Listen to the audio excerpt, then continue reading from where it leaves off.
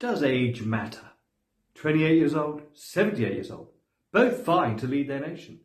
18 years old, 81 years old, both seeking election this year.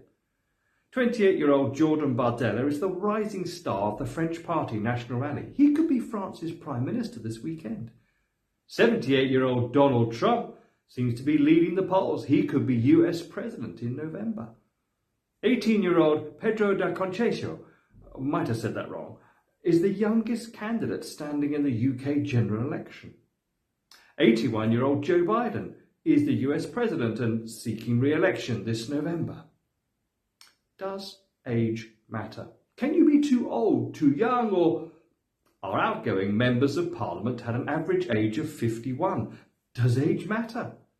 Britain's youngest Prime Minister was William Pitt the Younger, 24 years and 208 days. Held the office from 1783 to 1804, steered our nation from losing the American War of Independence through the French Revolution and against French expansion under Napoleon. Not bad for a 24-year-old. Nowadays, life has changed. Radio and TV have brought the visual and the soundbite into politics. Does age still matter?